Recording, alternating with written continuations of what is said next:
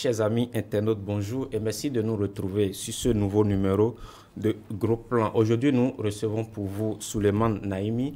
Il est président du mouvement Talon doit revenir en 2021. Et sur cette émission, je suis avec Arnaud Doumanhou du site d'information Le Portail. Arnaud, bonjour. Bonjour, cher ami Koshimo. Bonjour, monsieur Souleymane Naimi. Bonjour, cher ami. Soyez les bienvenus sur notre plateau. Merci de m'avoir invité sur votre plateau. C'est nous. Vous êtes l'un des premiers soutiens du candidat Patrice Talon pour le compte de la présidentielle de 2016. Vous étiez l'un des initiateurs du mouvement JET 2016, Jeunesse Talon 2016. Qu'est devenu finalement ce mouvement? Merci, chers amis journalistes. Merci de l'opportunité que vous m'offrez pour pouvoir m'exprimer sur l'actualité politique et surtout parler de la Jeunesse Talon 2016, un mouvement qui a vu le jour dès les premières heures de l'avènement du régime du nouveau départ, qui est devenu par la suite le régime de la rupture. La JET 16 a vu le jour dans les années 2015 et en prélude bien sûr aux annonces de candidature du président Patrice Talon, qui en son temps nous paraissait comme étant l'homme crédible, l'homme phare, celui qui pouvait véritablement relever l'économie béninoise, essayer quand même de régler les maux auxquels les Béninois sont confrontés. Et très tôt, des amis et moi, nous nous sommes vus, nous nous sommes dit, celui-là, c'est lui qu'il faut pour notre pays. C'est l'oiseau rare.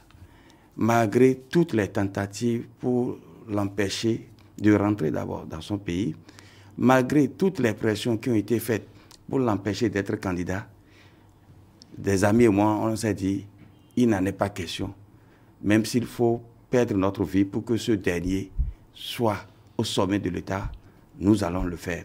Et donc, Dieu était de notre côté, on s'est retrouvés et nous avons porté sur les fonds baptismaux la JET 16. La JET 16, déjà dans les années 2015, a sillonné presque toute l'étendue du territoire national, bien sûr les 77 communes, et nous avions essayé de parler du personnage, ce qu'il est. Pourquoi il faut un homme de cette trempe-là à la tête de notre pays. Oui, mais la JET a eu une durée de vie très courte. Qu'est-ce qui s'est passé? Bien sûr que oui. Vous savez que toute chose évolue dans le temps et dans l'espace. Nous avons parlé de la JET 16. Et donc, puisque l'objectif, c'était tout faire pour faire venir le président Patrice Talon. Et il est venu au pouvoir en 2016. Et Dieu, comme je l'ai dit tantôt, étant de notre côté, ça s'est très très bien passé. Et comme tout ce que nous avions dit en son temps aux concitoyens béninois, ça s'est réalisé dans presque tous les domaines, même au-delà de nos attentes. Et donc, aujourd'hui, la JET 16 ne tend plus totalement d'actualité puisque nous voulons aborder une deuxième phase du PAG. Est-ce que c'est parce qu'après, il y a des malentendus? Est-ce que parfois le groupe a été disloqué parce que certains ont été promus et d'autres n'ont pas pu finalement jouir des fruits de leur contribution à l'avènement du régime? Qu'est-ce qui s'est passé? Vous savez, d'abord, faire partie d'un mouvement politique, c'est une œuvre de citoyenneté. Ce n'est pas forcément pour des intérêts immédiats. Parce que tout ce que vous le faites pour le peuple béninois. Vous le faites pour le développement de votre nation. Et donc, il n'y a pas aussi de regroupement sans qu'il n'y ait des grincements dedans. C'est normal parce que là où il y a des hommes, cela va sans dire qu'il y aura quand même des contents. Il y aura des mécontents. Pour la JET, c'est ce qui s'est passé. Non, pour la JET 16 est toujours là. Elle est toujours là. Mais nous sommes dans une phase de transformation pour que véritablement nous puissions être en phase avec les réalités d'aujourd'hui. Vous avez été artisan de première heure. Oui. Est-ce que finalement la JET 16 s'est retrouvée au cœur donc de la gestion du pouvoir d'État? Bien sûr que oui, la JET 16 s'est retrouvée du moment où nous sommes aujourd'hui à des postes qui permettent d'une manière ou d'une autre au régime d'atteindre ses objectifs. d'une manière ou d'une autre, il y a des cadres qui font partie de cette organisation politique qui travaillent au niveau de certaines instances de l'appareillage politique et qui permettent au gouvernement en place d'atteindre les objectifs fixés dans le programme d'action du gouvernement. Quelle a été l'attitude de ce mouvement par rapport à la réforme du système partisan? Bien sûr que oui, nous y avons contribué, nous avons applaudi. Parce que le problème qui se pose actuellement, c'est quoi? Nous avions trop de micro-partis politiques. Nous avions, pour un peuple, une population de 10 millions d'habitants, nous avions près de 200 et quelques partis politiques. Nous avions près de 1000 mouvements. Et donc, les grandes démocraties nous ont donné l'exemple. Les États-Unis, par exemple, la France, par exemple. Et cela va sans dire que nous devrions, de façon progressive, véritablement aller vers le système partisan. Même si, aujourd'hui, le nombre de partis politiques a pu être réduit, ce qui est une très bonne chose. C'est vrai, les habitudes peinent à disparaître de pouvoir aller... Vous savez qu'aux États-Unis, en France, il y a plusieurs partis politiques, il n'y a pas deux partis. Non, ce n'est pas ce que j'ai dit. Il y a plusieurs partis politiques, mais qui se retrouvent dans des blocs. Il y a des partis qui sont indépendants. C'est vrai qu'après, il y a de grands partis, un peu comme au Bénin, c'était le cas. Bien sûr que oui. Au Bénin, il y avait plusieurs partis, mais tous les partis n'étaient pas présents de l'Assemblée nationale. Il y avait des partis qui étaient vraiment portés et qui se retrouvaient. En réalité, ce qui se passe, c'est quoi? Il faut que nous arrivions à assainir le paysage politique de notre pays. Pour qu'on sache quels sont les vrais partis, les partis nationaux. Parce qu'il y a des partis familiaux. N'ayons pas foi aux idéologies. Est-ce qu'aujourd'hui, nous avons des partis nationaux?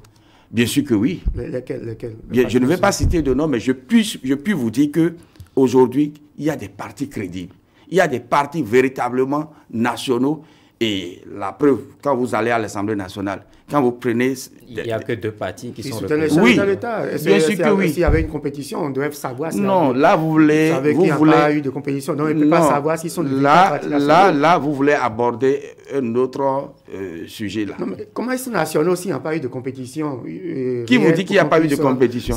Qui vous dit qu'il n'y a pas eu de compétition? Non, ils ne se sont pas retrouvés entre eux. Je suis désolé de vous le dire que ça a été la vraie compétition.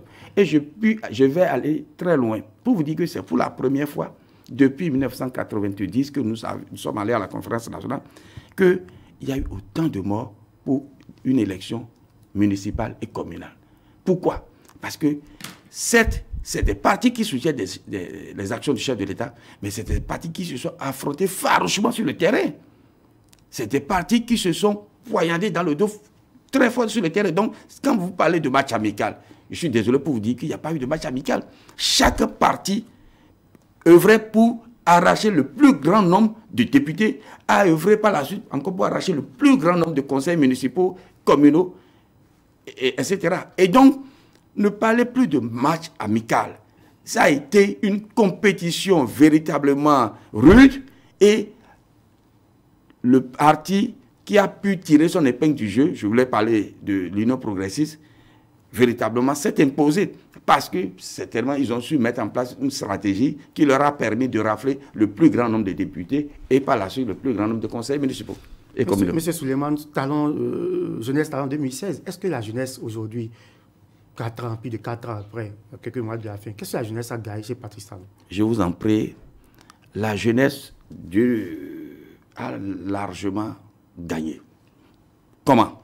D'abord, la plupart des postes aujourd'hui, dans l'appareillage d'État, c'est des jeunes qui l'occupent. Le ministre des Finances, le ministre de la Jeunesse, etc., etc., le ministre du Commerce, etc. Il y a beaucoup des cadres, des directeurs, Sogema, CNSR, etc. Mais parlons de l'emploi, là, c'est une minorité. Parlons de l'emploi de ces jeunes qui sont là. L'emploi, ça a été dit tout récemment, près de 80 000. Mais dans la réalité, près de 800 000. Pardon, près de 800 000, autant pour moi. Ça, ce sont des chiffres. Ce sont des chiffres.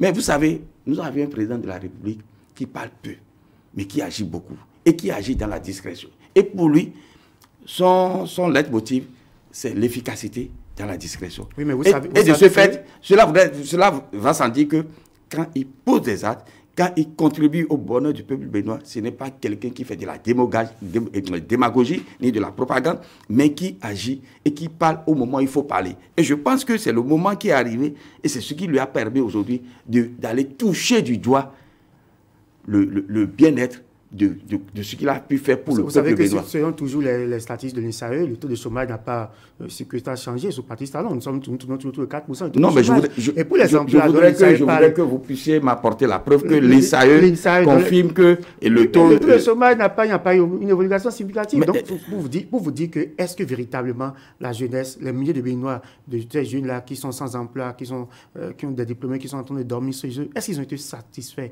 sous le régime de Patrice Talon?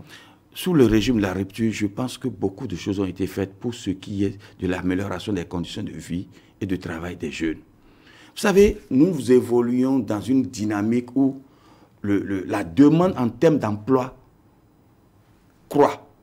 Et quand ça croît comme ça ne peut que agir sur le résultat. Et le résultat aujourd'hui, plus de 800 000 emplois créés en moins de 5 ans. C'est de l'inédit. C'est de l'exceptionnel. Et quand vous voyez ça, vous devrez quand même applaudir et se dire que, attention, il y a un mieux-être qui a été fait et donc il faille encourager et continuer dans une dynamique qui puisse permettre pour que le quinquennat à venir, si vous nous accordez votre confiance, que nous puissions aller peut-être à 1 million, voire 1,5 million d'emplois créés pour le bonheur de la jeunesse. Donc, ne pensez pas que, que ce qui est fait est négligeable et qu'il faut mettre une croix de Saint-André là-dessus, chers amis journalistes. Alors, revenons à la diète 16. Je disais tantôt, par rapport à la réforme du système partisan, quelle a été l'attitude de ce mouvement? Parce qu'en son temps, il avait été demandé à tous les mouvements politiques qui soutenaient le président de la République de se mettre en bloc. La diète 16...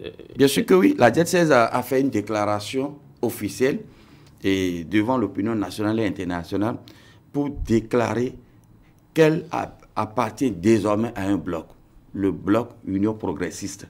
Et jusqu'à aujourd'hui, nous n'avons plus fait autre déclaration pour dire que nous ne sommes plus de l'Union progressiste. Donc c'est dit que nous avions accompagné la dynamique de la réforme du système partisan. Mais vous créez après un autre mouvement? Non, nous avions créé un mouvement. Nous avons créé un autre mouvement. Pourquoi? Je vais être clair. Vous savez, j'ai dit que la réforme du système partisan est une très bonne réforme. Mais nous connaissons les Béninois. Depuis 1990 jusqu'à ce jour, aucun parti politique n'a pu faire porter un chef d'État au pouvoir. Donnez-moi un contre-exemple. En 1991, Soglo est arrivé au pouvoir sans la RB. C'est après qu'il a créé la RB. En 1996, Kérékou est arrivé au pouvoir avec les partis comme PRD, PSD, etc. etc. En 2006, Yahibouni est arrivé au pouvoir sans les FCBE. En 2016, le président Patrice Talon est arrivé au pouvoir sans l'Union progressiste, sans le Bloc républicain.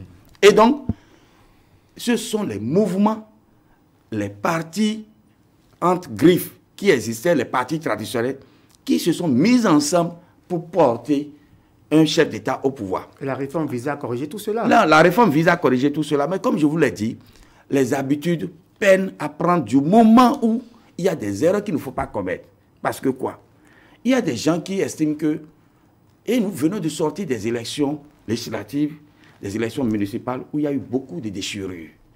Et des déchirures, des gens qui peuvent se dire, moi je ne me retrouve pas au sein de l'Union progressiste, je ne me retrouve pas au sein du Bloc républicain, mais je me retrouve avec des amis avec lesquels je peux m'exprimer, je peux me faire entendre, et donc où j'ai de la possibilité de pouvoir être speed sur le terrain.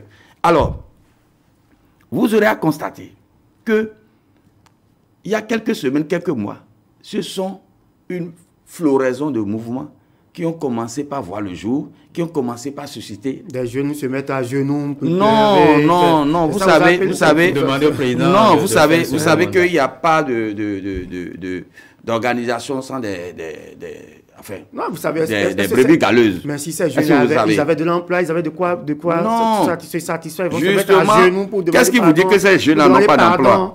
Non, on a l'impression que... Non, qu'est-ce qui vous dit que, vous savez, comme je vous l'ai dit, il n'y a pas d'organisation où il n'y a pas des brebis galeuses. Cela voudrait dire quoi? Cela voudrait dire que le chef de l'État ne demande pas ça. Il n'a jamais demandé ça. Le président Patrice Talon, c'est un homme très effacé, un homme qui, comme je vous l'ai dit, l'efficacité dans la discrétion.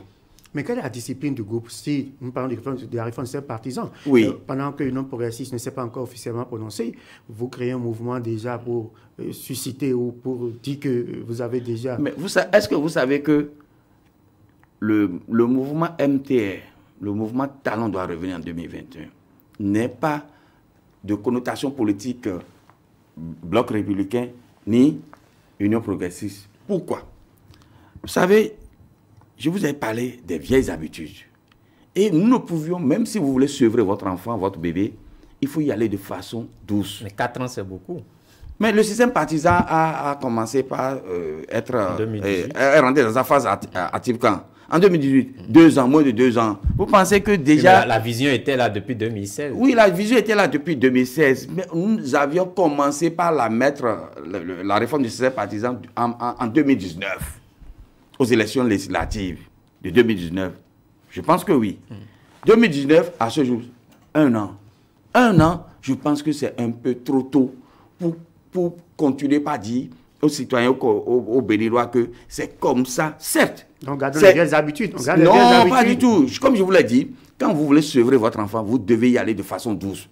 Vous ne devrez pas chercher de façon brusque ou de façon brutale, à chercher à sevrer votre enfant. Il faut y aller de façon méthodique, de façon douce, de sorte que même si demain vous lui arrachez le téton, il puisse se dire, il ne puisse même se rendre compte que quelque chose a été fait. Et donc, je pense que nous sommes conscients que la réforme du système partisan est une très bonne réforme et que les grandes démocraties n'en sont pas arrivées en 2 ans, en 3 ans, en 4 ans, en 5 ans. Mais c'est des centaines d'années. Et si l'Union progressiste décidait de choisir notre candidat, qu'allez-vous faire? Vous qui vous êtes déjà dans une dynamique de Talon doit revenir en 2021, et si l'Union progressiste désigne notre candidat? Oui, vous savez, quand nous prenons ce genre de blocs, il y a des courants dedans. Il y a des courants dedans. Ce qui est sur la discussion aura lieu. Les échanges auront lieu. Mais pour l'instant, nous n'en sommes pas encore arrivés là. Est-ce que vous avez fait des échanges au niveau de l'Union progressiste par rapport à la candidature? J'avoue que je ne suis pas membre du bureau politique de l'Union progressiste. Vous êtes membre fondateur? Je ne suis pas membre du bureau national de l'Union progressiste. Certes, je suis membre fondateur, mais pour l'instant, en ma qualité de membre fondateur, je n'ai pas encore été approché pour ce genre de discussion et je ne saurais me prononcer sur ce sujet-là. Du moment où, sur ce plateau, je ne représente pas l'Union progressiste. Je ne représente pas le bloc républicain. Je représente le mouvement, la coalition des mouvements Talon doit revenir. Qu'est-ce que les responsables de l'Union progressiste pensent donc de ce mouvement que vous avez créé? Pour l'instant, je ne suis pas le seul à l'avoir créé. Étant membre de l'Union progressiste, il y a plein de leaders, membres fondateurs de l'Union progressiste. Vous ne créez pas des représailles? Des représailles par rapport à quoi? Du moment où, in fine, si tant est que l'Union progressiste venait à décider de soutenir le candidat Patrice Talon, trop de viande ne gâte pas la sauce. Et si elle ne le faisait pas? Attendons de voir. Pour l'instant, nous n'en sommes pas encore là. Donc vous êtes convaincu que l'Union progressiste doit faire Patrice Talon? Ah non, je ne suis pas encore convaincu. Je ne suis pas convaincu, mais je ne suis pas aussi, je dirais... pour moi, c'est que d'une manière ou d'une autre, l'Union progressiste va se prononcer d'ici à là.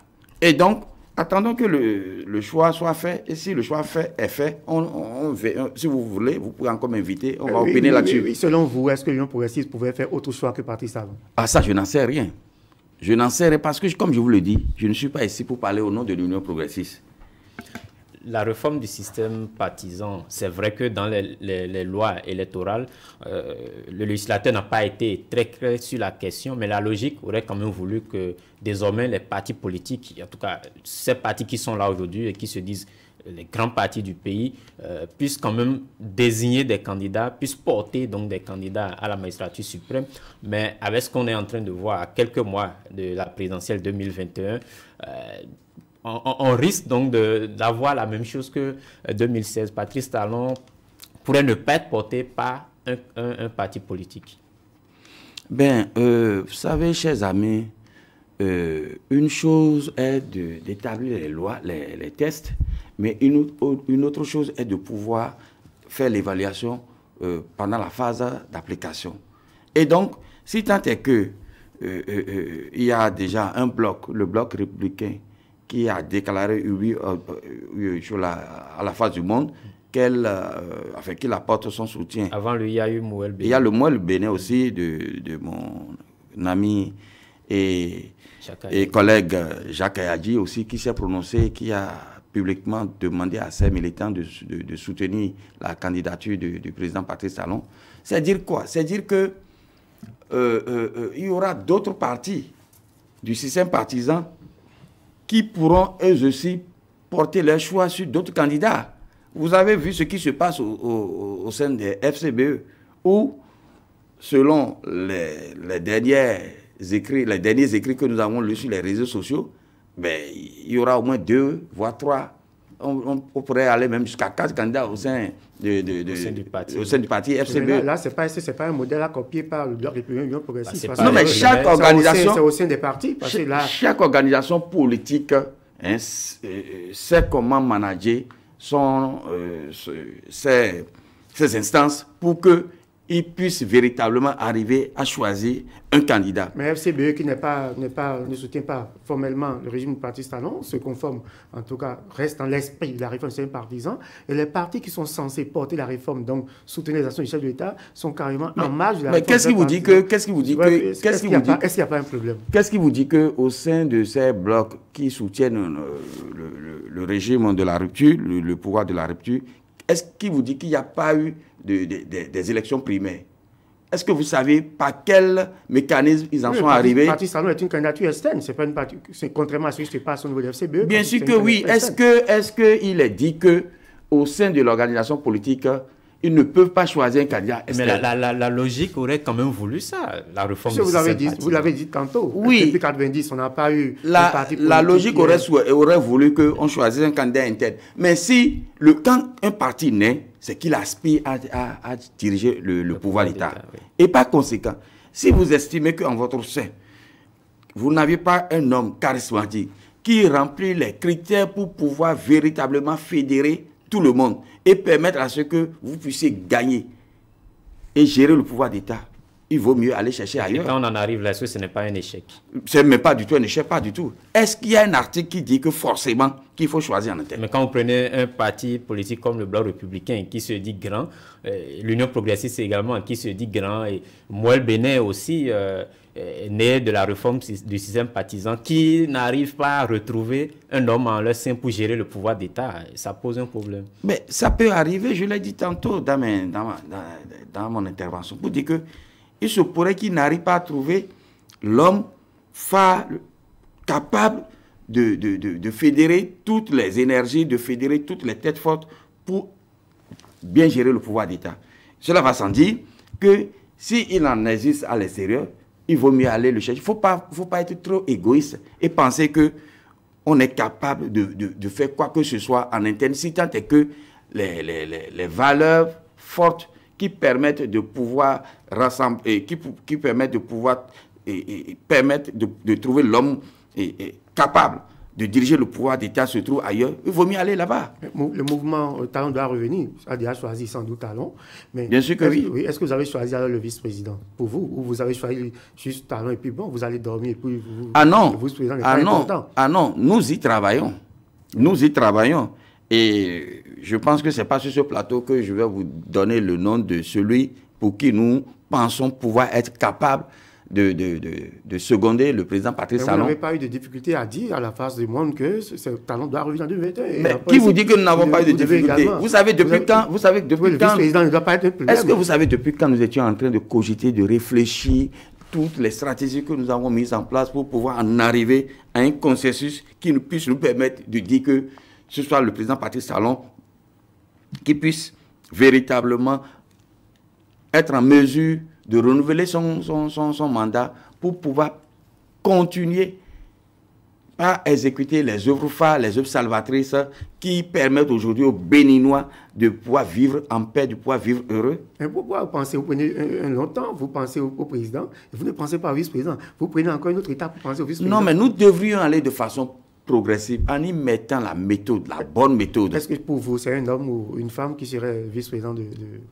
D'ici à là, nous, si vous nous invitez, ou je pense que vous allez pouvoir lire ça, comme vous avez eu l'occasion de le lire, à travers les canaux digitaux, les canaux Selon vous, est-ce que le nom ou le nom de la vice ou du vice-président que le MTA aurait choisi comme colistaire du président Patrice Talon. Est-ce que ce vice-président va provenir d'un parti politique ou va être encore quelqu'un qui n'est pas... Un oiseau, là. Ce qui est sûr, je ne voudrais pas mettre la charrue devant les bœufs. Laissez-nous le temps, puisque la réflexion, elle est encore sur la table et les têtes fortes de la coalition du MTA sont en train d'y réfléchir. Et donc, je ne vais pas livrer des secrets sur votre plateau ici. Donc, d'ici à là, vous serez au courant, vous serez formé. Vous suscitez la candidature de Patrice Talon. Vous en faites même presque une obligation, alors qu'en 2016, il avait promis faire un mandat unique. Est-ce que vous ne le poussez pas à violer sa parole donnée? Je pense que cette question est la bienvenue. Elle est la bienvenue du moment où nous devions comprendre quelque chose. C'est vrai, le chef de l'État, candidat d'alors, avait parlé d'un mandat unique. Et comme j'ai eu à le dire dans mes propos précédents, vous savez, quand vous venez sur le terrain et que vous constatiez que, en réalité, ce à quoi vous vous y attendez n'était pas totalement ce à quoi vous aviez pensé. La gouvernance, ça se prépare. La gouvernance, ça se prépare, mais entre l'action, entre la réflexion et l'action, il y a un fossé. Et il faut y faire des ajustements. Et donc, tous les projets phares contenus dans le PAG, entrepris par le chef de l'État, au niveau de la santé, au niveau des infrastructures, au niveau de l'éducation, au niveau du social, au niveau de l'agriculture, etc., etc. Vous pensez qu'il va falloir les laisser à mi-parcours? Du moment où quoi? Du moment où quand le président Patrice Talon est arrivé... C'est 5 ans. On n'a pas élu quelqu'un pour qu'il fasse un projet à mi-parcours. C'est 5 ans le mandat. Mais justement, 5 ans, mais renouvelable une fois. Oui, mais vous savez d'abord que le contrat social avec le peuple, c'est 5 ans. C'est 5 ans, mais... Vous devez vous arranger. Mais le constituant... Vous devez vous arranger pour finir le premier contrat social. Lorsque vous n'exécutez pas bien ce contrat, on ne peut pas vous renouveler. Le constituant étant véritablement un homme averti, sachant et connaissant les réalités, se dit, attention, vous avez entrepris quelque chose, vous pouviez le terminer comme vous pouvez ne pas le terminer dans le délai. Et donc, vous aviez la possibilité de pouvoir continuer par exécuter ce projet-là. Et donc, si le président Patrice Talon est venu et qu'il a embrassé tous ces domaines qui constituent le noyau dur du développement de chaque nation, et donc notre pays, le Bénin, vous pensez que par égoïsme ou par... parce qu'il est imbu de sa personne, il va dire, je m'en vais. Et que je laisse... Ça voudrait dire quoi? Ça voudrait dire que... Il avait mal apprécié. Non, même pas. Ça voudrait dire que... Cela voudrait dire que il serait véritablement traité d'un homme égoïste qui pense d'abord à lui, qui pense à sa vie, qui pense à ses intérêts qu'aux intérêts des concitoyens béninois. Et donc, vous pensez qu'être à la tête d'un État, c'est si facile? On s'use. Personne ne vous oblige. On s'use. Personne ne vous y oblige. Quand vous voyez la tête aujourd'hui de notre président, vous allez constater que les cheveux blancs ont augmenté. Ce n'est pas facile d'être au cœur de la gestion d'un pays, à la tête d'un État, et de penser au jour le jour à comment le dernier des concitoyens va pouvoir être... Est-ce que ce n'est pas une raison de plus pour lui de laisser la place... lui-même, il a dit laisser la place à une autre personne pour continuer le job. Mais Je vous ai dit tantôt surtout que... avec tous ces cheveux blancs là. Je vous ai dit tantôt que si le président Patrice Talon était un homme égoïste, ce qu'il va manger, Dieu lui a déjà donné ça. Ce n'est pas au pouvoir qu'il a eu sa fortune.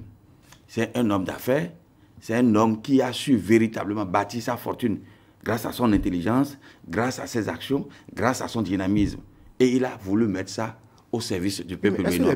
Et quand il est venu, non, permettez que je finisse d'abord. Et quand il est venu, non, nul n'est heureux tout seul, cher ami journaliste. Et quand il est venu, vous avez vu tout ce qui s'est passé dans tous les domaines, je vous le dis. Le Bénin, qui était pratiquement 5e, 6e, voire 10e sur le plan de la culture du coton, est aujourd'hui premier. La Côte d'Ivoire, qui a connu l'asphaltage depuis plus de 20 ans, c'est aujourd'hui, il y a 2 ans ou 3 ans que le Bénin a commencé par connaître l'asphaltage. Et c'est pour la première phase d'abord. La deuxième phase qui va commencer très bientôt. Au niveau de la santé, vous avez vu tout ce qui se fait. Le plateau technique est en train de se renouveler au niveau des grands hôpitaux. Et des grands hôpitaux qui sont en cours de construction, d'autres déjà terminés. C'est de l'inédit. Est-ce que ce n'est pas du jamais vu. Est-ce que ce n'est pas de l'égoïsme de penser que l'argent qui a permis, l'argent qui a permis de faire tout ça là, ce n'est pas qu'on est allé chercher cet argent là de l'extérieur. L'argent était dans notre pays.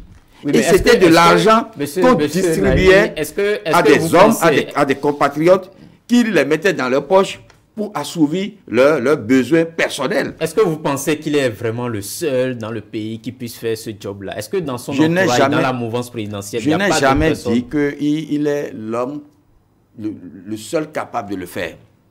Non, je ne peux jamais le dire. Et pourquoi il ne respecte pas? Pourquoi vous ne voulez pas qu'il respecte sa parole? Non, vous savez, après 5 ans? Il y a le faire, il y a aussi le faire.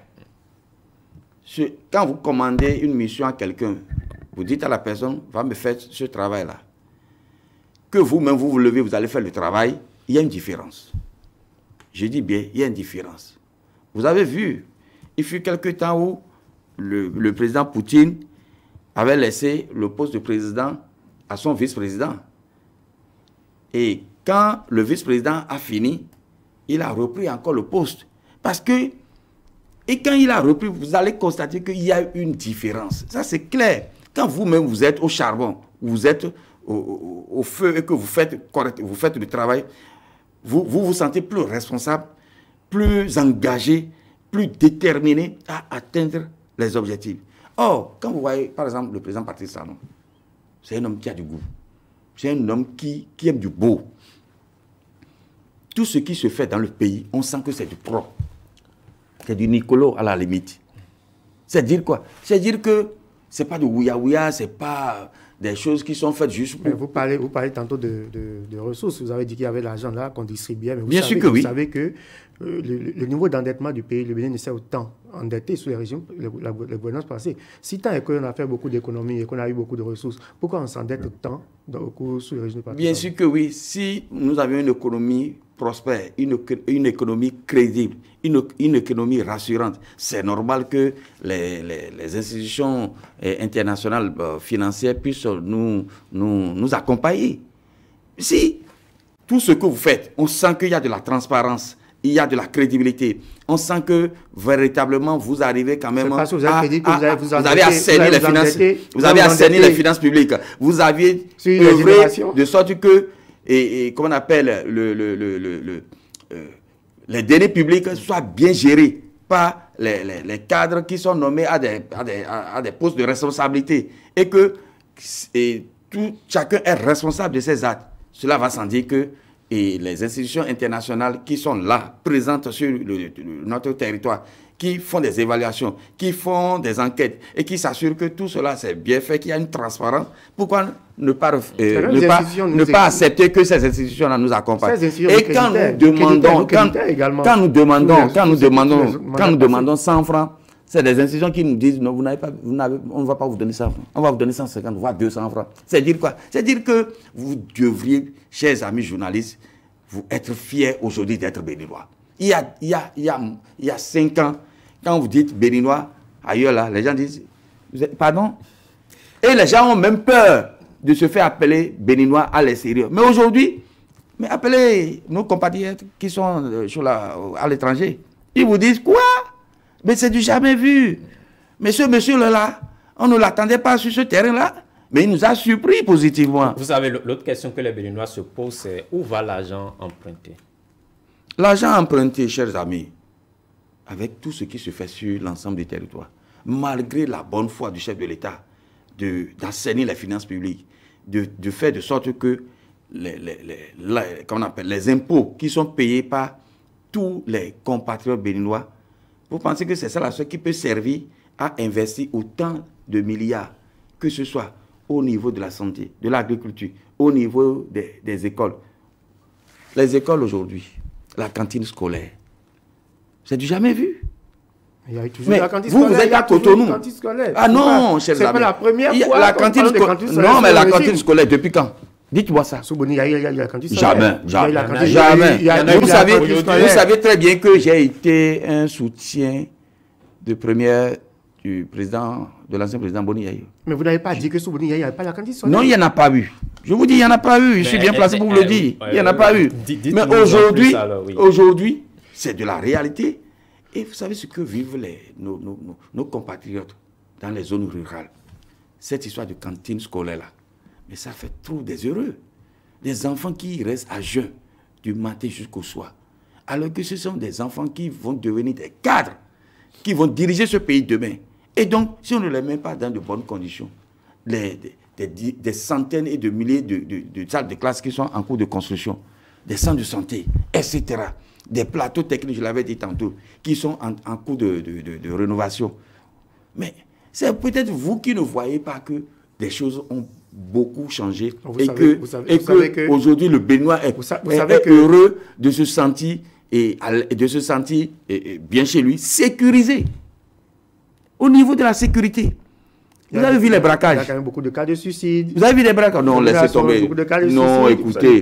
Non. Vous pensez que si quelqu'un a un problème avec sa femme, ou si quelqu'un a un problème avec, je ne sais pas, sa cousine, ou problème d'héritage, tout ça là, et que, ou bien si quelqu'un a un problème chez lui, et qui va commettre un suicide, il va se suicider. Donc, on dit que non, ne mélangeons pas les choses, chers amis. Parlons des choses concrètes, parlons de ce qui, des choses utiles qui pourront véritablement contribuer au développement de notre nation. Augmente, quand même, c'est pas une mais faites-nous, démontrez-nous qu'aujourd'hui, le nombre de cas de suicide dépasse celui des années antérieures.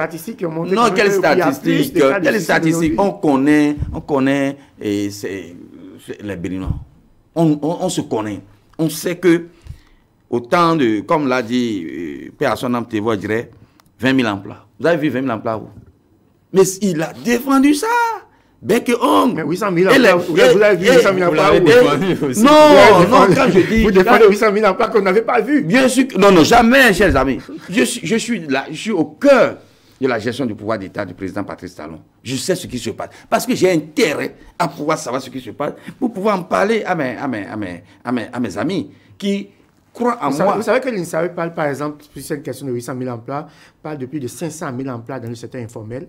Parce que, bon, il y a eu des chantiers, il y a eu ici ou ça. Mais lorsque vous créez des emplois informels, vous dites, quand un institut comme l'INSAE fait un bilan, parle de 800 000 emplois et puis de 500 000 dans le secteur informel, quelle fierté vous ressentez? Vous pensez que...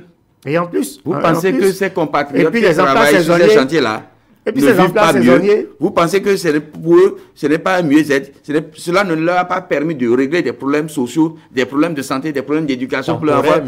Mais qui vous dit que temporaire? Aujourd'hui, il y a des chantiers qui durent depuis bientôt 4 ans, voire 5 ans. Et ces gens-là travaillent là. Et mieux. Je vais plus loin pour vous dire que quand ces entreprises finissent sur ces chantiers-là, ils gagnent d'autres chantiers sur lesquels le même personnel est redéployé. Bien sûr que oui. Bien sûr que oui. Je suis au ministère des Infrastructures et des Transports. Je sais comment ça se passe. Je vis ça. Et je sais que quand les entreprises qui gagnent les marchés finissent sur un chantier, le chef de l'État, vraiment, je ne sais pas, mais ce monsieur me séduit. Il me séduit parce que la plupart des chantiers qui sont lancés finissent à bonne date et il y a la qualité. Aswata n'a pas encore fini. Le délai de livraison de la première phase est dépassé. Non. Dites-nous, tout est parfait sous Patrice Talon? est-ce que tout est parfait sous le régime Talon? Bon, vous savez, la perfection n'est pas de ce monde. Alors, dites-nous, qu'est-ce que vous pouvez reprocher s'il y a des choses à corriger? La perfection n'est pas de ce monde. Mais quand on fait l'évaluation, chers amis, on constate et on se rend compte que ce qui se fait aujourd'hui, c'est de l'inédit. Et c'est de l'inédit. Il vaut mieux, si tu as ta femme qui est belle, qui a reçu une bonne éducation, qui s'occupe bien de toi à la maison, qui s'occupe bien de tes enfants, qui respecte ta famille et qui véritablement certes, elle a quelques petits défauts. Quels sont ces petits défauts? C'est ça que nous voulons savoir. Elle a quelques petits défauts qui sont insignifiants. Il vaut mieux... Vous préférez fermer les yeux sur ces petits défauts? Bien sûr que oui, il faut faire la balance. Mais il faut en parler pour améliorer. Non, mais il faut en parler, mais il faut en parler. Là, il faut en parler. Non, si vous souhaitez que Patrice Talon revienne en 2021, sans doute, il y a eu des choses à corriger. Parlez-nous de ce que, s'il revenait, ce qu'il faut corriger. Par exemple, mais si ce qu'on doit corriger est totalement minime, insignifiant, véritablement, j'ai dit insignifiant, sans... J'avais dit que tout est parfait. Non, je n'ai pas dit que tout est parfait. Je ne saurais le dire. Je ne saurais le dire. Mais je vous dis que nous sommes des êtres humains. Nous sommes des êtres humains.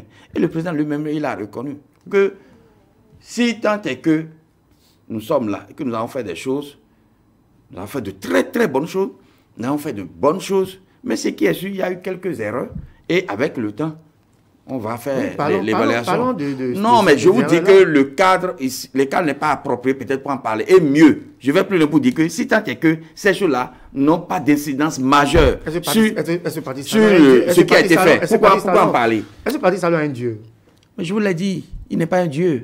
C'est un être humain. Le bénéfice veut savoir si vous, en tant que membre de la mouvance, vous estimez que l'homme du départ doit revenir en 2021. Sans doute qu'il y a des choses que vous avez envie de suggérer. Bien sûr que oui. Mais le cadre dans lequel nous allons nous retrouver, ou l'instance, le cadre dans lequel nous allons nous retrouver pour pouvoir faire cette discussion, quand ce cadre-là voit le jour où on se retrouve, on en parle. On en parle. Mais si tant est que c'est des choses minimes, insignifiantes, qui n'ont pas, en quelque sorte... c'est vous qui appréciez. Comment on appelle? C'est vous qui estimez que c'est minime. Qui n'agissent pas sur le commun, le vécu des Béninois. Parlez-nous de ces choses-là et puis nous allons ensuite voir si elles sont minimes. Je pense qu'il vaut mieux oublier ça et évoluer, mais tout en essayant de corriger cela. La réforme du système partisan a entraîné des morts. Vous pensez que c'est une tâche noire insignifiante? Ça a entraîné quoi, cher ami? La réforme du système partisan, ça a entraîné des morts. On a vu les législatives de 2019 avec l'exclusion. En tout cas, il y avait quand même certains partis politiques, notamment de l'opposition, qui ont estimé qu'ils ont été exclus. La violence électorale... Est-ce que vous saviez que la loi électorale qui a permis de mettre en place le système partisan, que ce sont les députés FCBE qui étaient là, qui ont voté cette loi? Est-ce qu'ils ont voté? En son temps, ils avaient boudé cette loi-là. Non, mais aujourd'hui, le président de la République... Ils l'ont voté, ce sont eux-mêmes qui l'ont voté. Le président même a reconnu, dans une mesure donnée, que cette réforme, en tout cas législative, ont entraîné des morts. Il a même demandé pardon sur le terrain. Vous pensez que tout ça, c'est une tâche noire? Vous savez, est-ce que demander pardon, c'est parce que forcément... on se reproche quelque chose, on pense avoir mal fait qu'on demande pardon. Comment on demande pardon? Pourquoi? Il demande pardon pourquoi? Mais on peut demander pardon si tant est que ça peut permettre à chacun même si ce dernier a tort, de comprendre que allons évoluons. Non, c'est de la mauvaise foi. Non, ce n'est pas de la mauvaise foi. Ce n'est pas de la mauvaise foi. Chers amis journalistes, vous savez, en 1990, quand nous étions allés à la conférence nationale, quand le peuple béninois a été convié à la conférence nationale des forces vives de la nation, le président Kérékou, paix à son âme, avait demandé pardon pour dire que nous ayons fait des choses, que nous n'ayons pas fait des choses, nous vous demandons pardon. Non, mais non, vous n'avez pas dit que sur la révolution, il n'y avait pas eu des gens qui ont été sévèrement punis pour leur opinion politique. Donc, le président Kérékou avait des raisons de demander pardon au peuple béninois. Et donc, Patrice Talon, sans doute, a des raisons de demander pardon. Il a des raisons. Non, mais il a des raisons de demander pardon juste pour que chacun comprenne que ce n'est pas facile de diriger un pays. Et de deux, que on ne peut pas faire aussi des omelettes sans casser des œufs. Au fond, dites-nous. Et donc, ces morts que nous avons enregistrées après la mise en œuvre de... C'est insignifiant, c'est minime. Vous savez, il va falloir que nous comprenions que nous ne pouvions plus évoluer comme nous avions l'habitude d'évoluer dans le désordre. Et comme l'a dit le président de la République, dans la pagaille. Parce que c'est quoi? Le Béninois ne connaît pas ses droits, ne connaît pas aussi ses devoirs. Il va falloir quand même qu'on commence par se rendre compte que les choses ont changé. Et si les choses ont changé, chacun se doit de jouer sa partition. Les milliards qui sont investis aujourd'hui pour réaliser des travaux d'asphaltage, repartir encore sur ces voies-là pour voir. Des gens viennent exposer des marchandises. Des gens viennent faire qu'on appelle des feux de bois là. Des gens viennent faire du désordre. Des gens, c'est-à-dire tout un désordre bien organisé. Et les gens se sentent à l'aise. Les résidus de marmite là, les gens viennent jeter ça pour boucher les caniveaux. Quand vous voyez tout ça là, alors que c'est l'argent du contribuable et les prêts que nous avions consentis qui ont permis de réaliser ces travaux-là. Et du moment où c'est des citoyens peut-être qui n'ont pas payé d'impôts, qui se foutent pas mal de ceux qui se sont sacrifiés pour qu'on puisse avoir ces fonds-là, chacun doit assumer sa responsabilité aujourd'hui. Et vous aurez à constater que depuis que le président Patrice Talon est arrivé, bientôt 4 ans et demi maintenant, vous aurez à constater que chacun a peur à son niveau de ne pas tomber sous le coup de la loi. Il faut installer un régime de peur? Ah non, pas du tout. Pas du tout. Parce que chacun commençait par se rendre compte que, attention, ce que j'avais du plaisir à faire dans le désordre, dans l'anarchie, et narguer tout le monde, aujourd'hui ce n'est plus le cas. Quand même vous voulez donner de l'argent aujourd'hui à un policier, 1000 francs ou 2000 francs, le policier a tellement peur. Alors qu'il y a quelques années, ce n'était pas le cas. On vous imposait même ça. Aujourd'hui, est-ce que les barrières des policiers existent encore? Mais après, vous ne voyez plus. On sait aussi la conséquence, les braquages. Non, quel braquage? Je vous ai dit qu'aujourd'hui, en matière de sécurité, nous dépassons largement les attentes. En matière de sécurité. Vous pouvez aujourd'hui mettre votre moto devant votre chambre et être fier que quelqu'un ne va pas venir le voler. Alors qu'avant, ce n'était pas le cas. Nous parlons de sécurité. Que pensez-vous des exécutions sommaires? Exécutions sommaires où? Et quand? De plus en plus, la police... Vous savez, je vous l'ai dit qu'il n'y a pas... Ces dérives-là, on les a constatées aussi dans les régimes précédents. Dans les années précédentes aussi, on les a constatées. Ce n'est pas une exclusivité du régime de la rupture. Donc c'est normal que la police débarque. Ah non!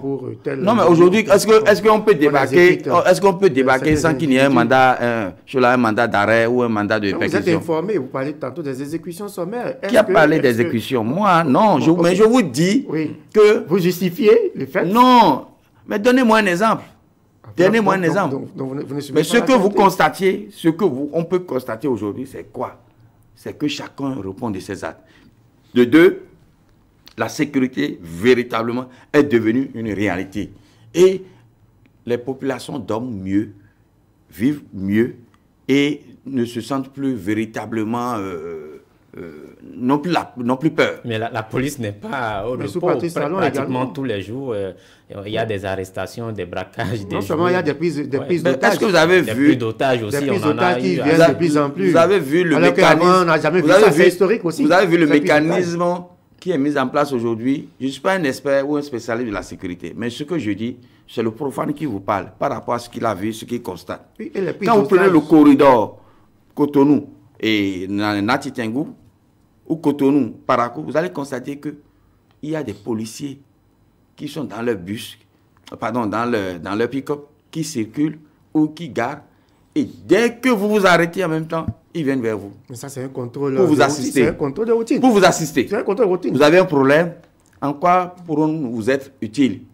Et vous vous sentez à l'aise. Au-delà de ces parce contrôles de routine. Il suffit que vous puissiez... Vous savez qu'en son temps, ces pick-up servaient à transporter des sacs de charbon, à transporter... On n'a pas ces éléments. Aujourd'hui, on en voit quelques-uns encore, des véhicules de l'administration sur des terrains de cérémonie ou autres. Oui, des véhicules de l'administration, ça dépend. Il y a des véhicules de fonction. Il y a des véhicules de service. Si le monsieur, il est un directeur général et qu'il a droit à un véhicule de fonction, vous voulez qu'il ne sorte pas avec son véhicule de fonction? Parce qu'à tout moment, pour aller gérer des problèmes personnels. à tout moment, étant là, on peut l'appeler pour une mission urgente. Donc il faut qu'il ait son véhicule de commandement. Mais parlant de sécurité, je vais vous poser la question. Vous faites c'est pas, vous faites semblant de ne pas suivre la question. Mais je vous écoute. Parlons de sécurité. Oui. Je dis, depuis un moment, il y a beaucoup de prises d'otages, malgré ces véhicules qui écoutez, circulent. Prise d'otages, c'est aussi historique. Le Bénin ne connaissait pas ça. Oui, prise d'otages. La sécurité est parfaite. Non, je n'ai pas dit que la sécurité est parfaite. Mais, puisque l'insécurité et l'insécurité zéro aussi n'existe pas. Ce que je voudrais dire, c'est quoi? Vous voyez ce qui se passe au niveau des pays du Sahel. L'Algérie, le Mali, et le Burkina à côté. Où là, c'est carrément des tueries. Le terrorisme. Le terrorisme, pour ne pas le dire de façon directe comme ça. Et donc, nous sommes frontaliers à ces pays-là. C'est pas nouveau, c'est pas aujourd'hui. C'est pas aujourd'hui, mais ça a pris d'ampleur. Ça a pris d'ampleur. Ça a pris d'ampleur. Est-ce que vous saviez qu'aujourd'hui, dans la plupart des hôtels burkinabés, que les gens ont peur d'aller se loger dedans? Donc cela justifie le fait que chez nous, nous ne pouvons plus... Non, mais si de temps en temps, puisque nous avons des frontières poreuses, chers amis. Et donc la sécurité nationale n'est pas et que nous sommes garantie. Non, mais est-ce que vous pensez que derrière chaque Béninois, on doit mettre un policier ou on doit mettre un militaire? Non, chers amis. Je dis, il faut véritablement applaudir le mécanisme de sécurisation du territoire qui est mis en place aujourd'hui. Vous avez vu qu'il y a eu des évasions à la police, à la prison civile de Misérité. Le militaire qui s'est évadé, en moins de 48 heures, on est arrivé à le mettre la main dessus. C'est un exploit. Il faut reconnaître quand même que le mécanisme d'identification, de sécurisation du territoire national a véritablement beaucoup évolué. Et c'est à l'actif du régime de la rupture et par ricochet des cadres de la police nationale et de la police républicaine, qui font un travail formidable. Moi, je vous ai dit, je ne suis pas un expert de la police ni de la sécurité, mais je ne fais que dire ce que je vois. Et il faut applaudir et demander qu'on aille encore le plus loin que ça. Monsieur Suleiman Naimi, le président de la République, à quelques mois de la présidentielle, il n'a pas encore annoncé sa décision. Sera-t-il ou non candidat? On ne le sait pas encore, mais il a quand même décidé d'aller sur le terrain, de rencontrer ses compatriotes. Tournée de reddition de comptes ou campagne présidentielle déguisée? Je pense que s'il ne le faisait pas, nous allons l'y obliger de le faire. Parce que quoi? Vous savez, en son temps, dans les régimes précédents, nous étions habitués à des tournées propagandistes des chefs d'État, du chef de l'État qui est là, qui profitaient de tout, même des poses de première pierre. Même si on veut construire une toilette, on va faire la pose de première pierre. Et quelques années après, on voit que la pierre même disparaît parce que c'est la brousse qui prend le relais. Mais aujourd'hui, le président Patrice Talon a délégué une partie de ses pouvoirs à ses collaborateurs qui, pendant 4 ans et demi, ont fait un travail formidable. Et donc, vu qu'il y a des corps de contrôle qui existent, qui lui rendaient compte, cela va sans dire que lui-même, il puisse continuer par faire confiance à ses collaborateurs. Tout est beaucoup plus centralisé maintenant, au palais que... À la veille de la fin de son mandat, de son premier quinquennat, cela va sans dire qu'il puisse véritablement aller sur le terrain. Par rapport au compte rendu qu'on lui a fait, par rapport à tout ce qu'il a entendu, par rapport aux images qu'on lui a montrées, qu'il puisse véritablement aller dire oui. Le mécanisme de gestion de la chose publique aujourd'hui, voilà ce que moi, j'ai voulu expérimenter. Parce que les tournées présidentielles, c'est de l'argent. C'est de l'argent du contribuable. Et si chaque année, chaque mois, le chef de l'État doit aller sur le terrain, alors qu'on pouvait prendre cet argent-là pour faire autre chose, construire des écoles, construire des centres de santé. Obligé de faire chaque fois une tournée. Vous voyez en France, aux États-Unis, quand il va sur le terrain, la fin du mandat. C'est pour mieux encore expliquer aux compatriotes béninois des malentendus. À la fin du mandat, à 5 mois d'une élection présidentielle. Bien sûr que oui. C'est mieux que ce qui se faisait dans les années antérieures où le président de la République, chaque semaine ou chaque mois, descend sur le terrain. Sur le terrain, il a dit à plusieurs fois qu'il regrette de n'avoir pas été très tôt sur le terrain. Et il constate également qu'il y a beaucoup de choses qui ne sont pas faites dans certaines localités. Non. Peut-être que nous ne sommes pas dans le même pays, cher ami. Oui, mais cette déclaration, on suit ça depuis moi, j'ai suivi, vous savez, j'ai intérêt et j'ai suivi. À Tchaourou, par exemple, il a reconnu qu'il y a des choses qui n'ont pas été faites et que c'est peut-être parce que le temps n'est pas encore arrivé. Il a même promis qu'il va signer un contrat et celui qui va le succéder va devoir mettre l'accent sur le développement de Tchaourou. Mais bien sûr que oui, vous savez, on ne peut pas tout faire en un quinquennat. Je l'avais dit dans mes propos précédents. Mais vous savez aussi que le chef de l'État, c'est le père de la nation et quelqu'un qui est à l'écoute de son peuple. Et parmi les enfants, il y a toujours un enfant qui va dire que ce que j'ai eu là, vraiment, je n'ai rien eu. Alors qu'il a eu le gros lot. Je dis bien, alors qu'il a eu le gros lot. Mais il se plaint toujours pour dire que ce qu'il a eu là, il est un éternel insatisfait. Et par conséquent, en tant que père de la nation, il faut chercher à le calmer.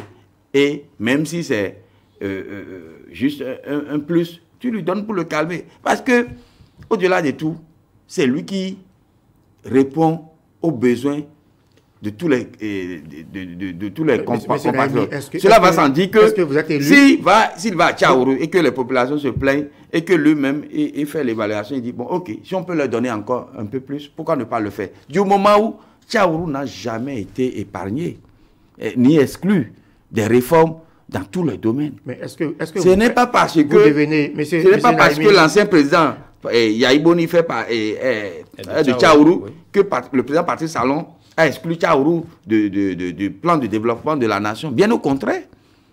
Allez aujourd'hui sur la, comment on appelle, à Banikwara. La question fondamentale. Allez dans les grandes villes du Bénin, surtout le Bénin profond, chez moi là-bas. Mais c'est de l'inédit. C'est du jamais vu, ce qui est fait là-bas. Visiblement partout, c'est du jamais vu partout. Bien sûr que oui. Non, mais je vous dis, en termes de réalisation des infrastructures routières, parce que je suis là, je vois ce qui est fait.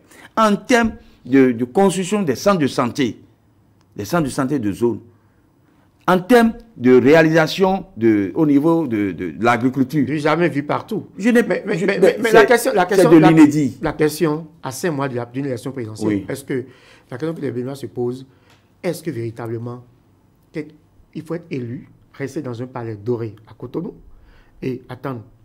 Qu'est-ce qui vous dit que le palais doré? Non, mais vous savez qu'on a réhabilité le palais. Non, le palais a été réhabilité. Cela va sans dire que c'est normal que là où on vit, parce que le temps que nous passons dans nos bureaux dépasse largement le temps que nous passons à la maison. Nous parlons quand même du palais de la Marina. Oui, le palais de la Marina. Ne dites pas que c'est doré, que ça a été... Vous restez dans votre palais doré à Cotonou. Non, mais quand même, cher ami, ne dites pas ça. Et à 5 mois, ne dites pas ça. Et à 5 mois de la fin du mandat, vous entamez une tournée. Qu'est-ce que vous pouvez véritablement corriger à 5 mois de la fin du mandat? Qu'est-ce qui vous dit qu'on est allé sur le terrain pour corriger ce qui... Mais quand on constate des choses à corriger... Mais bien sûr que oui, mais est-ce que vous pensez que de Cotonou, avec tous les corps de contrôle qui existent, le chef de l'État n'est pas au courant et qu'au fur et à mesure que les choses se passent sur le terrain, les choses ne sont pas corrigées? Vous pensez que c'est ça? Vous savez qu'au cours de la tournée, il a encore fait des promesses, il a fait certains constats. Ce qui est normal. Ce qui est normal, parce que c'est quoi? Ce qui est normal, c'est quoi? Parce que vous travaillez pour une population. Vous avez votre programme d'action du gouvernement avec des projets phares et des projets secondaires. Vous les avez réalisés. Mais au même moment, le peuple vous dit, ou une partie du peuple vous dit, moi, si vous nous faites ça là, ça va nous faire encore beaucoup plus peur. Je vous donne un exemple concret. Monsieur Naimi, c'est normal qu'il puisse dire, ok, si vous voulez ça, nous allons l'intégrer et vous le réaliser. Je vous donne alors...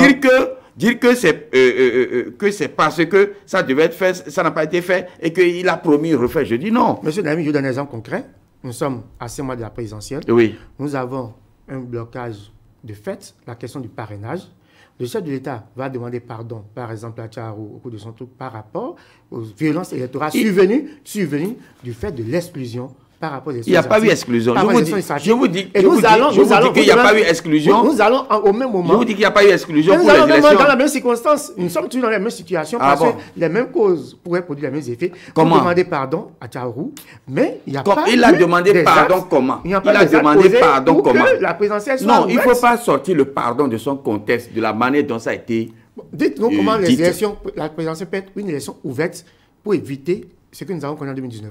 Je vous Quand dis, nous savons que tous les élus qui sont à même en 2019, sont de la mouvance. En 2019, ce sont les partis politiques de l'opposition qui ont voulu, qui se sont auto-exclus. Et en 2021, et je vais plus loin pour dire que c'est toujours le mécanisme de désordre, de pagaille que nous avions l'habitude d'organiser dans les années antérieures, qu'on a voulu encore rééditer, mais attention. 2021, qu'est-ce qui s'est passé? Ça ne passe pas à tous les coups. Les élus sont tous de la mouvance. Et quand eux-mêmes, ils se sont auto-exclus, ils ont constaté qu'ils ont été les plus perdants. Mais pour les municipales, est-ce qu'ils se sont encore auto-exclus? Non. Parlons de la présidentielle. Ils se sont mis dans la dynamique pour dire attention. Au finish, c'est encore nous qui allons perdre. Parce que nous avons pensé que en s'auto-excluant, nous allons bloquer le processus des élections législatives. Ah, mais non. Deuxièmement, maintenant, pour les présidentielles, le chef de l'État a été clair. Il a dit que ça va être des élections inclusives. Mais comment Bien sûr on sait que tous les élus sont de la mouvance. Quel élu? Les 16 qu'il faut avoir, les 16 parrains qu'il faut avoir pour aller à cette élection sont de la mouvance. Est-ce qu'il est dit que les députés, pardon, les maires et les députés qui vont parrainer le candidat aux élections présidentielles viendront forcément de la mouvance? Allez voir ce qui se passe en France. Mais vous n'avez pas vu. Vous n'avez pas vu que vous ne constatez pas que il y a un élu, comment on appelle, républicain, qui parraine le Front National de Le Pen. Ça, c'était une autre circonstance. Non, ce n'est pas une autre circonstance. Non, c'était dans une autre circonstance. Parlons du Bénin. Et dites-nous comment un opposant qui veut être candidat va être à la merci des élus de la mouvance. Il faut aller quémander des élus. Vous avez suivi récemment l'honorable Odin Ladati au ministère des Affaires étrangères qui disait que pour lui, la condition pour parrainer un candidat d'opposition, c'est voir dans son projet de société, est-ce qu'il a mis par exemple que lui va réintégrer la grève. Ça veut dire donc que ces élus de la mouvance, chacun donc aura ses conditions pour parrainer quelqu'un. Ça à partir de ce moment-là. Non, n'écoutez pas ce que l'honorable Odin Ladati a dit. Il n'y a pas que Odin Ladati, beaucoup de mouvements ont parlé.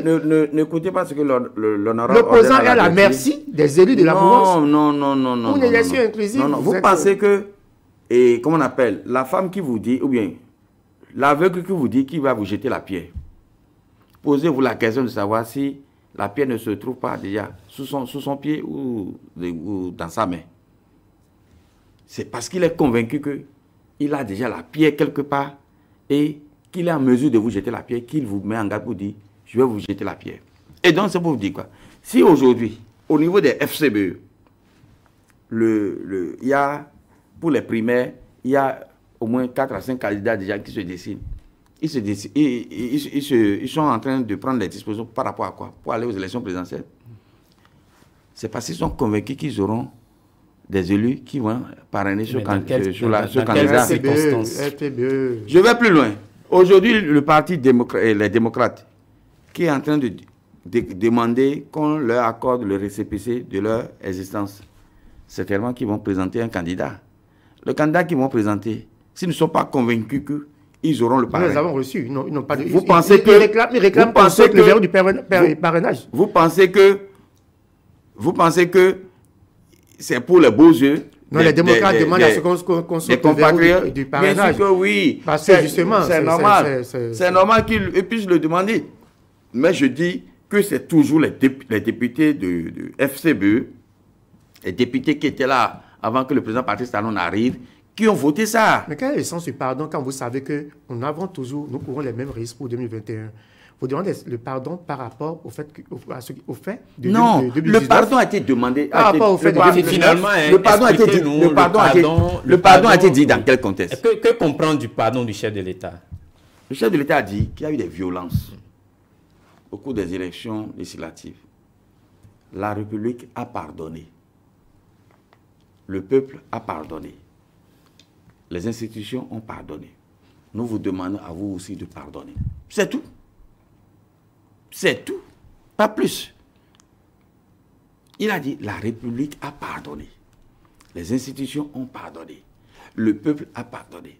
Nous vous demandons à vous aussi de pardonner. Oui, ça veut dire que c'est une demande de pardon. Non. C'est-à-dire c'est un système pour dire, ou un mécanisme pour dire que oublions tout ce qui s'est passé. Comment on peut oublier? La question n'est pas là. La question c'est, on peut oublier alors qu'on sait que d'ici quelques mois, nous sommes près d'une échéance où personne n'est reçu de rien, puisque tous les élus qui doivent parrainer des candidats d'opposition sont de la mouvance. Et donc, on est dans une situation du genre, quelle est l'utilité? Est-ce que vous savez que, qui vous dit que tous les élus qui sont là sont de la mouvance? Mais il faut 16. Il faut 16 élus. Oui. Et puis, le FCB n'a pas 16 élus. Non. Donc, ça veut dire que... c'est pourquoi je vous pose la question de savoir qui vous dit que les élus qui sont là sont de la mouvance. Bon, dites-nous les 16 élus qui sont de l'opposition, alors, parce que peut-être que nous l'avons... Vous pouvez être élu... Vous pouvez être élu sur des maires, des députés. Oui, vous pouvez être élu sur une liste de la mouvance, hein, et voter pour... Et il faut parrainer une liste de l'opposition. Du moment où... Bien sûr que oui. Est-ce qu'on n'a pas vu des députés de la mouvance voter pour les députés pour des projets de loi de l'opposition dans ce pays? Comment on peut comprendre ça? Vous êtes de la mouvance présidentielle. Oui. La mouvance présidentielle a un candidat. Vous parrainez un candidat de l'opposition et vous revenez soutenir donc le candidat de la mouvance. Est-ce qu'un problème ne se pose pas? Oui, c'est un problème d'éthique qui se pose. Un problème d'éthique ou bien on veut juste éviter une élection présidentielle? Je vous ai donné l'exemple de la France où on voit un élu et républicain qui parraine un candidat de Front National. Le problème d'éthique se pose pourquoi? Le problème d'éthique se pose parce que peut-être le choix qui a été opéré au sein de ce bloc ne reçoit pas l'assentiment de tout le monde. Si le choix convenait à tout le monde. Attendons de voir ce qui va se passer. La discipline de groupe, même si le choix ne convient pas à tout le monde est obligé de suivre la ligne du parti. Pas forcément. Pas forcément. Parce que chacun sait le pourquoi il est allé parrainer ce candidat. Il a certainement des raisons valables, profondes, qui l'ont poussé à se dire, celui-là, je vais le parrainer. Si vous étiez un élu, est-ce que vous avez Parce que peut-être que dans sa circonscription ou dans sa commune, ses mandants lui ont dit, mais pour nous là, voilà celui pour qui nous pensons que tu peux apporter ton soutien. Nous avons le professeur Joël Aïvo qui parcourt plusieurs localités déjà. Que pensez-vous de cette candidature? Est-ce que cette candidature, par exemple, mérite le parrain? Que pensez-vous de cette candidature qui se dessine? Mais le professeur Joël Aïvo a décidé de sillonner, de parcourir toutes les communes du Bénin, d'aller au contact de la population. Vous savez, nous sommes dans une démocratie multipartiste. Et donc, c'est normal que des concitoyens béninois puissent se dire qui apporter une autre façon de diriger, une autre façon de gérer le bien public. Et donc, c'est une très bonne chose. Pourquoi s'en offusquer ou bien pourquoi ne pas... Que pensez-vous de cette candidature? Est-ce que si vous étiez un élu, est-ce que vous pensez que il pourrait apporter une alternative crédible en 2021? En 2021, je pense que lui-même sait qu'il est dans une balade futuriste. Comment? Oui, comment? Parce que, vous savez, lui-même, dans son âme et conscience, il est convaincu que ce qui se fait aujourd'hui, c'est du beau, c'est du propre. Il est convaincu que... Vous êtes entré dans son âme pour faire cette lecture? Non. Qui dépasse nos compétences physiques? Non. Je dis, il est conscient que, à travers le bilan positif, au-delà même des attentes des compatriotes béninois, il est convaincu et conscient que il ne peut que apporter, ces idées pour permettre à ce qu'il y ait un mieux-être. Parce que quand vous êtes au pouvoir, vous n'êtes pas censé détenir la science infuse. Et même dans ce que l'opposition dit, vous pouvez puiser de bonnes choses pour pouvoir parfaire la gestion de votre pouvoir. Oui, mais son message fort, c'est la restauration de la démocratie. Mais vous pensez que la démocratie est menacée aujourd'hui? C'est pas nous qui le pensons, c'est plusieurs rapports. Vous avez vu récemment le rapport de la Commission béninoise des droits de l'homme. Ben comment? Oui, le rapport de la Commission béninoise des droits de l'homme. Retiré des pays, par le fois des pays d'origine sûre. Vous avez vu également. Si des gens ont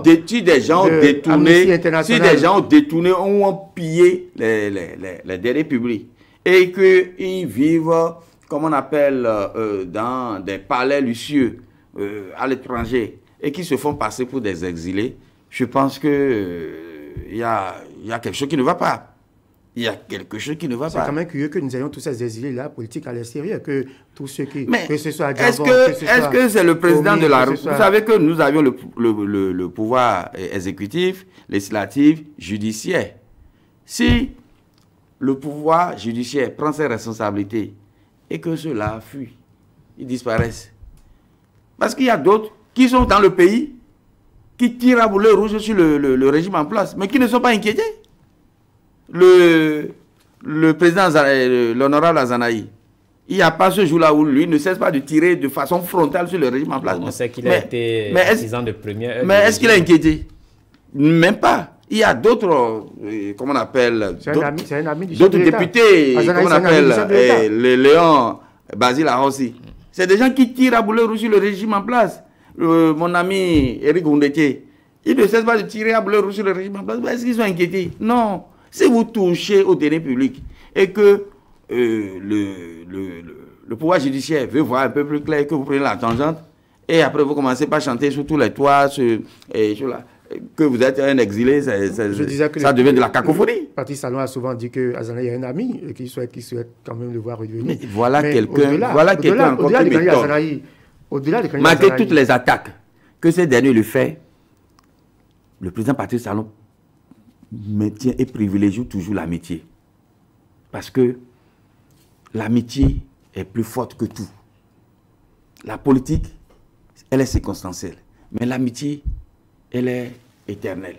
Quand vous êtes des amis, de vrais amis, et que vous cultivez cette amitié, ça peut vous amener très loin. Et donc, quand le président Patrice Talon dit que il serait très content que ce dernier, les relations qu'il est liées avant, puissent être renouées, formidable. Très formidable. Alors, monsieur... Et c'est une bonne leçon pour nous les jeunes, pour nous qui pensions quand même qu'il y a autre chose que la politique. Nous devons tout faire pour cultiver ces valeurs positives que le président... Pour la réconciliation, ne pas le chef de l'État. Vous ne pensez pas qu'il faut un retour de ces exilés-là pour que quand même, entre les fils et filles du bénéfice... Mais dites-vous qui les a chassés de leur pays? Ce n'est pas le président Patrice Talon. Je vous ai dit que c'est des gens... Patrice Talon parle aujourd'hui de la réconciliation. Oui, la réconciliation par rapport à quoi? Par rapport, si vous avez vos mains trempées dans l'argent du pays et que la justice veut voir clair, que vous prenez la tangente, qu'est-ce que le président Patrice Talon peut faire là? Mais pourquoi pas de réconciliation alors? Oui, réconciliation. Mais le président Yahya Boni, qui est un compatriote, qui est quand même un ancien président de la République, il n'y a pas que ce qui oppose le président Patrice Talon au président Yahya Boni, à l'ancien président Yahya Boni. La justice n'a rien y à voir. Et si la justice n'a rien y à voir, et que ce qui nous oppose, c'est sur un autre plan, on peut chercher à régler ça entre nous avec des intermédiaires pour que nous puissions nous réconcilier pour le bonheur du peuple béninois. Parce que quand la fracture est profonde, ça n'arrange personne. Et je remercie le président Patrice Talon pour son humilité légendaire, a toujours prôné la paix, a toujours prôné la fraternité, a toujours prôné l'amitié. C'est des valeurs positives très fortes qu'un homme de sa trempe qui continue pas les cultiver, je dis super. Monsieur Souleymane Naimi, nous allons aborder la deuxième partie de l'émission, mais avant, je voudrais savoir, dites-nous, si Patrice Talon était candidat en 2021, est-ce qu'il va pouvoir s'en sortir? Bien, je pense que le président Patrice Talon a accepté servir la nation. Et le peuple béninois lui a fait confiance. Et il a mis au moins 2 ans pour mettre en place tout le mécanisme qui aujourd'hui est en train de produire les fruits positifs que nous sommes en train de constater et de vivre pour le bonheur du peuple béninois. Et quand vous allez sur le terrain aujourd'hui, vous allez dans les marchés. Vous voulez dire qu'il a un bilan parfait et qu'en 2021, vous voyez ce qu'il a fait, vous voyez comment il est en train de sortir nos mamans des conditions difficiles de travail, avec des marchés totalement contemporains qui ne répondent plus aux normes actuelles. Et le président Patrice Talon a accepté de reconstruire tous ces marchés pour le bonheur de nos mamans. Est-ce que c'est suffisant pour qu'en 2021, tout ce qu'il a eu à faire pour le bonheur des Béninois. Et comme je vous l'ai dit dans mes propos précédents, aujourd'hui même c'est la diaspora qui s'est levée comme un seul homme pour dire celui-là doit revenir. Et que d'autres même ont dit que même s'il faut aller le chercher et l'attacher à la chaise, sur la chaise, pardon, pour qu'il puisse continuer là, qu'ils sont capables de le faire. Mais après, c'est le peuple qui vote. Donc, c'est dire quoi? C'est dire que parfois vous êtes obligé de faire quelque chose contre votre volonté. Puisque des gens voient en vous un homme de vision. Un homme de vision, pour ne pas trop dire, quelqu'un qui, véritablement, s'il n'existait pas, il fallait le créer pour le bonheur des Béninois. Et donc, celui-là, aujourd'hui, ce n'est pas moi qui le dis. Quand vous prenez 10 Béninois aujourd'hui, il y a au moins 9 qui vous disent, celui-là, il faut qu'il revienne pour continuer les œuvres salvatrices, les œuvres fortes, positives qu'il a commencées et qui nous permettent aujourd'hui de vivre mieux. Et donc, cela veut dire et voudra dire que quand il sera candidat, il sera élu. Vous serez prêt à vous mettre à genoux pour réclamer... Ah non, jamais, pas me mettre à genoux. Je ne peux que me mettre à genoux devant mon Dieu, mais pas me mettre à genoux devant un homme. Et le président Patrice Talon n'aime jamais ça. Il n'aime jamais ça. C'est un monsieur, vous savez, c'est un monsieur que moi j'ai connu. Je l'ai connu avant 2015. Très, très effacé. En quelles circonstances? Très, très effacé. Alors que c'est un monsieur qui brasse des milliards. Mais quand vous le voyez, vous ne saurez jamais qu'il est de la trempe de ceux qui brassent des milliards. Vous l'avez rencontré dans le monde des affaires. Je l'ai rencontré. Non, mais vous connaissez comment le Béninois est imbu, égoïste, vantariste. Mais le président Patrice Talon, je vous dis, c'est un homme de culture, très, très... de culture, de bonne culture, de bonne éducation, qui aime se faire, qui aime se rabaisser, qui aime aller vers les autres, qui aime servir les autres. Et ça, c'est des valeurs que nous devrions tout faire pour apprendre nous-mêmes et apprendre à nos enfants. Parce que quand on vit comme ça, on vit mieux. Alors, nous allons à présent aborder la deuxième partie de cette émission pour mieux vous connaître au-delà donc des activités professionnelles, au-delà des activités politiques. Et je vais laisser Arnaud conduire cette partie-là. Voilà, merci M. Naimi Suleiman. Merci. Nos internautes et puis les Béninois aimeraient quand même vous découvrir, côté famille par exemple. Que peut-on savoir sur M. Suleiman? M. Suleiman Naimi est marié, père de 5 enfants, dont 3 filles et 2 garçons. De grands enfants déjà? Oui, ma fille est née à déjà 21 ans, 21, 22 ans, oui. Et elle travaille déjà. Ouais. C'est pour vous dire que c'est pas pour rien que nous disons que en termes de développement et en termes d'avancement, il y a eu beaucoup de choses positives qui se sont passées dans ce pays. Et ma deuxième fille, elle a eu le bac cette année, elle est à Pigé. je vis avec mon épouse. Je vis à Virosset, pas trop loin de l'hôtel Atlantic Beach. Et comment vous avez fait cette première rencontre de madame? Madame, je l'ai connue au cours d'une réception. J'ai vu la personne sortir et j'ai dit, mais il y a un serveur qui était venu vers moi. J'ai dit, mais est-ce que vous pouvez me prendre le numéro de la dame là? Et le serveur est allé la voir. Et le serveur est revenu après pour dire qu'elle lui a dit, qui veut voir le pape se rend à Rome. C'est-à-dire que vous déplacez vous-même. Effectivement, je me suis levé, je suis allé la voir. J'ai dit, madame, j'ai besoin de votre contact. Et c'est là qu'elle m'a donné le contact. En quelle année déjà? Et c'était dans les années 97. C'était dans les années 97. Et donc, quand j'ai eu le contact, j'avoue qu'elle m'a fait baver pendant au moins un an et demi. Donc vous êtes un résistant. Ouais. Elle m'a fait baver. Et c'est après que les choses ont commencé par se normaliser. J'ai fait la connaissance des parents. J'avoue qu'il n'y a pas de foyer parfait. Mais il n'y a pas mieux ailleurs aussi. Si vous devez la noter sur une échelle de 10 aujourd'hui, sans doute qu'elle vous suit. J'avoue que même ce matin, elle m'a déjà coincé contre le mur. Il dit, tu vas dire quoi encore? Pourquoi c'est toi? Qui a donné ton nom pour que tu ailles sur le plateau? Parce que vous savez, nos épouses, elles ont beaucoup peur que quelque chose de mal nous arrive.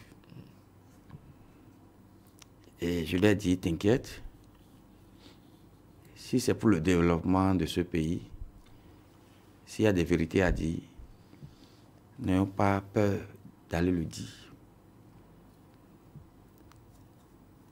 Parce que, vous savez, dans les années 2008, 2009, j'allais sur les plateaux de télévision.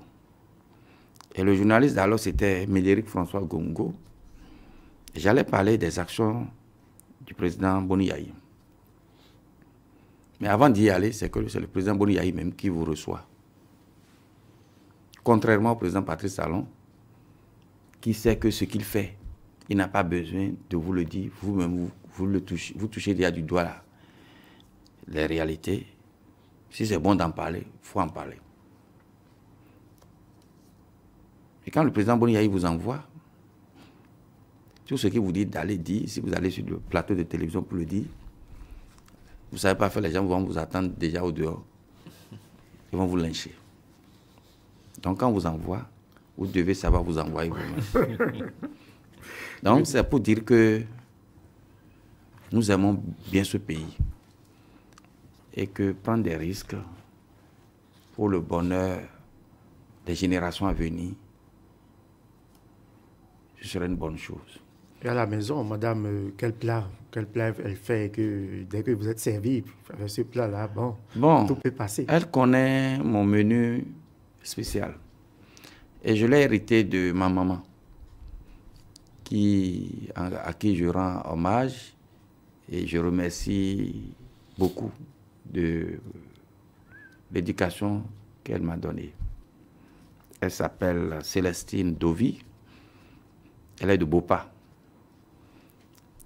Et mon papa, Feu Abdoulaye Naimi, qui est de Djougou.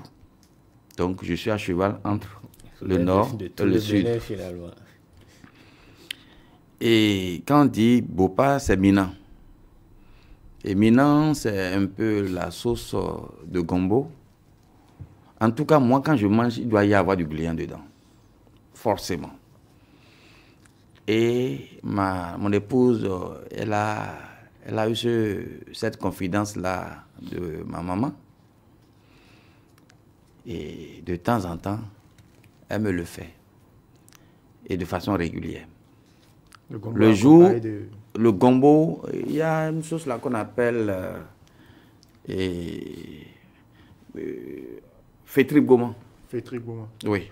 Fait avec du légume. Légumes, un peu d'huile rouge, poisson fumé, maman dedans. Bon, avec l'âge, maintenant, on me dit ne prends plus trop de maman parce que c'est pas trop bon pour toi. Fromage. Mais avant ça, je prends un peu de whisky d'abord. Et vous mangez fétribgoma avec la pâte ou avec du riz? Je mange ça souvent avec la pâte ou la pâte blanche ou la pâte noire. Cette fois-ci, avec l'âge, je me dis prends la pâte noire parce que ça va te permettre de préserver ta santé. Et quand elle fait ce plat-là, je suis à l'aise. Et que vous êtes à l'aise, qu'est-ce que vous offrez? Bon, quand vous êtes de très bonne humeur. Bon, vous savez, les femmes aiment les surprises. Elles adorent les surprises. Et comme surprise, quand vous prenez 10 femmes, elles vont vous dire le parfum. Elles adorent le parfum. Ou elles adorent que vous leur offrez des tissus. Des tissus. Et j'avoue qu'elle-même, elle me le fait. Hein. Et comme elle connaît déjà mes mesures, je suis là et quand on veut faire une sortie, elle dit non, papa, aujourd'hui là, c'est ça que tu vas porter. Et vous prenez un tout cousu. Un tout cousu. Je dis waouh. Et vous savez, si le soir va être amoureux, c'est déjà dès le matin qu'on commence par voir les prémices. Les signes avant-coureurs. Et donc, on sent que quelque chose va se passer. Et on s'y prépare. Et je pense qu'il n'y a pas meilleure vie que celle-là. Quand vous arrivez de sortir de Cotonou, d'aller au village par exemple, d'y passer un moment. J'avoue que je ne vais pas au village comme ça. Je ne vais pas au village parce qu'il faut être sincère. Et pourquoi vous n'aimez pas, vous préférez la ville? Cotonou-Djougou, c'est pas fameux. Hein. C'est pas fameux. Et puis, j'ai été marqué par un événement. J'ai perdu mon papa en 1990. J'étais encore trop jeune, adolescent. On l'avait enterré au cimetière musulman d'Akwapa. 3 mois ou 4 mois après, je me suis rendu là-bas pour un autre enterrement. Donc, on enterrait la dame qui était allée accoucher et s'en est allée. Donc, on l'avait mise dans le trou. On a mis le bébé à côté d'elle. Quand j'ai dit, bon, je vais aller me recueillir sur la tombe de mon papa. Je vais là-bas, je constate qu'on a déjà exhumé le corps, on a enterré quelqu'un d'autre. Ça m'a tellement marqué, je me suis dit, mais c'est quoi ça? Donc j'ai pensé à moi-même en même temps. Je me suis dit, donc si moi-même je mourais, c'est comme ça que ça va se passer. Et je me suis dit, il faut que j'arrive à trouver un endroit où je pourrais avoir un caveau familial. Pour que quand quelqu'un va mourir dans la famille, que nous puissions l'enterrer là. Puisque de la manière dont ça s'est passé pour mon papa, ça se passera forcément pour les autres. Et c'est là où j'ai acheté un domaine, pas trop loin de Cotonou. Et j'ai créé un caveau familial là. J'ai une soeur qui est décédée il y a 4 ans ou 5 ans, c'est là-bas on l'a enterrée. Et ce qui fait que, je ne sais pas si vous avez entendu parler de la femme Poutine. Beaucoup de vos confrères viennent là-bas. Beaucoup de vos confrères viennent là-bas. Renseignez-vous.